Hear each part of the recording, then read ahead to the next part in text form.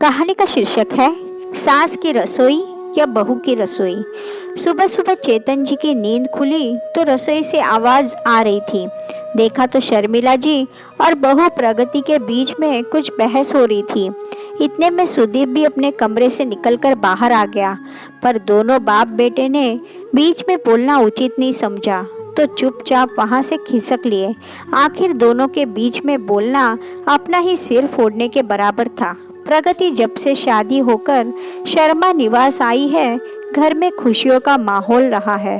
आखिर वह इस पीढ़ी की पहली बहू जो ठहरी। शर्मा परिवार में चेतन जी और उनकी पत्नी शर्मिला जी, बेटा सुदीप और बहू प्रगति, छोटा बेटा अनीश और बेटी साबी है। प्रगति और सुदीप की शादी को 1 साल होने को है। परिवार में सब मिलजुल कर रहना पसंद करते हैं और प्रगति ने भी अपने आप को इसी रंग में रंग लिया।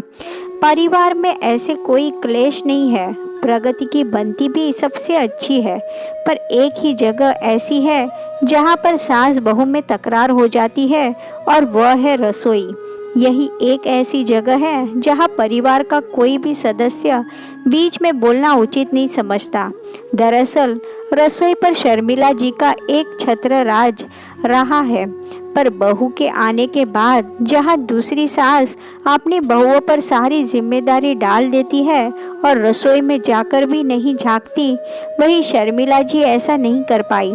वैसे देखा जाए तो ये कोई बड़ी समस्या नहीं है, समस्या तो बहुत छोटी सी है। शर्मिला जी ने रसोई को अपने तरीके से रखा है हमेशा। उनके राज में रसोई चमचमाते स्टील के डिब्बों से सजी हुई होती थी। जब कोई मेहमान या रिश्तेदार उनके घर आते तो चमचमाती रसोई को देखकर काफ़ी तारीफ करते, जिसे सुनकर शर्मिला जी भी फूली न समाती। पर अब प्रगति रसोई में काम करती है तो जाहिर सी बात है वह रसोई को अपने तरीके से रखना पसंद करती है।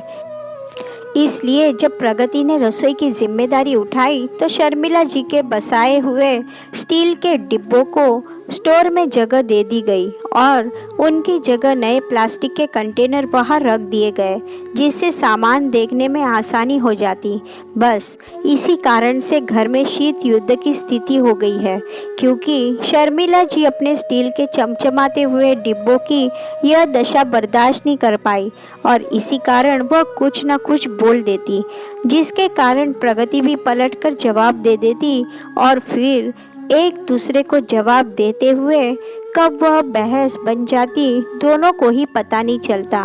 पर इनकी बहस के बीच किसी को बोलने की इजाज़त नहीं थी, क्योंकि जो बोलता सारी बहस उस पर ट्रांसफ़र हो जाती। खैर, समय अपनी गति से चल रहा था। एक दिन सुदीप की दादी माँ चेतन जी के साथ कुछ दिन रहने के लिए यहाँ आई, जो कि गांव में चेतन जी के बड़े भाई के पास रहती थी। उन्होंने घर आने के बाद अपनी आदत अनुसार जब घर का मुआयना किया तो उन्होंने प्रगति की सुघड़ता और रसोई के रख रखाव को देखकर उसकी काफ़ी तारीफ की। अरे वाह प्रगति बेटा, तुमने तो रसोई का पूरा नक्शा ही बदल दिया। कितने सालों बाद मैं इस रसोई में बदलाव देख रही हूँ। काफ़ी अच्छा बदलाव किया है तुमने अपनी रसोई में। सुनकर प्रगति बड़ी खुश हो गई, पर पास ही खड़ी शर्मिला जी को यह बात बर्दाश्त नहीं हुई। क्या खाक अच्छा बदलाव किया है माँ जी? स्टील के चमचमाते डिब्बों की जगह इन कचकड़े के डिब्बों ने ले ली। स्टील के डिब्बे का ये क्या मुकाबला करेंगे? स्टील के डिब्बों से कितना चमचमाता था मेरा रसोई घर। शर्मिला जी ने अपनी सास की बात काटते हुए कहा, तुझे बड़ा बुरा लग रहा है? 27 सालों से वह एक ही तरह की रसोई देखकर परेशान हो गई थी। चलो, कुछ तो बदलाव हुआ। अब लग रहा है कि नई बहू का आगमन हो गया है।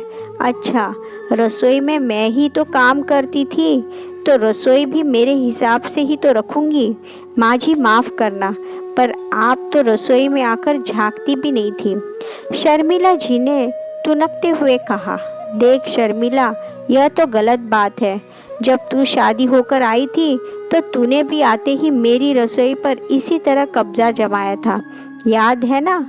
तूने भी मेरे एल्यूमिनियम के डब्बों को हटाकर अपने स्टील के डब्बों को जगह दी थी। अब वही चीज़ तेरे साथ हो रही है तो तुझे बुरा क्यों लग रहा है? मुझे भी कुछ दिन बुरा लगा था, पर मैंने उस बात को बहस में नहीं बदला। सही कहा तूने कि मैं तो रसोई में आकर झांकती भी नहीं थी, क्योंकि जब जब मैं रसोई में आई तब तब तुझे यह लगा कि मैं तेरे कामों में मीन मेक निकालने आई हूँ। इसलिए बदलाव को स्वीकार करते हुए मैंने इसे दिल से स्वीकार कर लिया। बदलाव तो प्रकृति का नियम है, इसे दिल से स्वीकार कर। वो मेरी रसोई थी जो तेरे पास आई थी, और अब तेरी रसोई तेरी बहू के पास गई। गलत क्या है इसमें? जिसे काम करना है वो अपने हिसाब से रसोई रखे। और तुझे कौन सा दिन भर रसोई में काम करना होता है? थोड़ा बहुत काम करती है, बाकी तो पूरी रसोई प्रगति ही संभालती है, तो उसे संभालने दे। और अब अगर सास की रसोई और बहू की रसोई का हिसाब किताब खत्म हो गया हो तो जाके अपने हाथों की एक कप चाय तो बनाकर पिला दे। जा रही हूँ, पता है मुझे आप साथ तो प्रगति का ही दोगे। कौन सी सास अपनी बहू का साथ देगी? लेकिन फिर भी चाय मेरे हाथ की ही पीनी है। शर्मिला जी झूठा गुस्सा दिखाते हुए रसोई की तरफ जाने लगी। तो अपनी बहू को नहीं कहूँगी तो किसको कहूँगी? मैं अपनी बहू से कह रही हूँ, तू अपनी बहू से कह। मुझे तुम दोनों सास बहू के बीच में क्या लेना देना? पर छोटी सी बात दादी माँ की समझदारी से संभल गई। और सही भी है, रसोई जिसकी है वह उसे अपने तरीके से रखे, क्योंकि शायद रसोई ही वह हिस्सा है घर का जिसमें सबसे ज़्यादा किसी गृहिणी का समय बीतता है।